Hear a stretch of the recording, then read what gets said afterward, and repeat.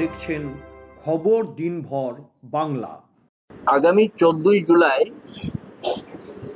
ভোটাধিকার সুরক্ষা সমন্বয় সমিতি পশ্চিমবঙ্গের পক্ষ থেকে আমরা একটি মিছিল এবং ডেপুটেশনের ডাক দিয়েছি, যেটা আমরা chief justice of Kolkata high court এবং সিইও পশ্চিমবঙ্গ তার কাছে ডেপুটেশন জমা দেব।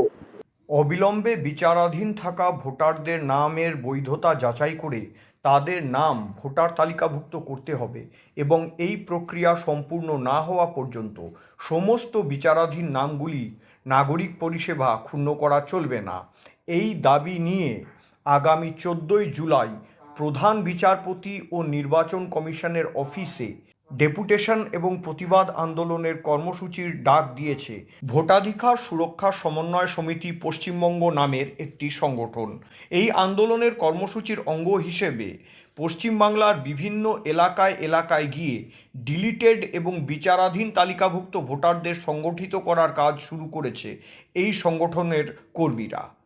34 লক্ষের ওপরে আমাদের পশ্চিমবাংলার নাগরিক এখনো ভোটার তালিকার বাইরে আছেন এবং তাদের উপরে শুধু তাদের ভোটাধিকারের প্রশ্ন নয়, নানা রকম নাগরিক যে অধিকার, যেমন রেশন কার্ড, যেমন অন্নপূর্ণা যোজনার নথিভুক্তি বা টাকা পাওয়া, যেমন কারো পেনশনের ক্ষেত্রে, কারো ব্যাংক অ্যাকাউন্ট খোলার ক্ষেত্রে, জমি জমা রেজিস্ট্রি করার ক্ষেত্রে, এমনকি নতুন চাকরি পাচ্ছে হয়তো তার ক্ষেত্রেও ভোটার তালিকা আজকে চাওয়া হচ্ছে, যেগুলো কোথাও কোনো সার্কুলার বা কোথাও কোনো আইনে আমাদের দেশে সেভাবে নেই।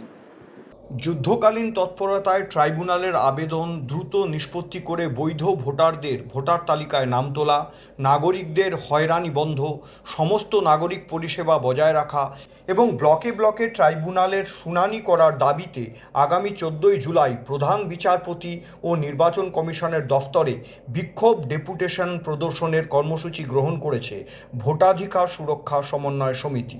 খবর দিনভর বাংলার পক্ষ থেকে আমি আনন্দ।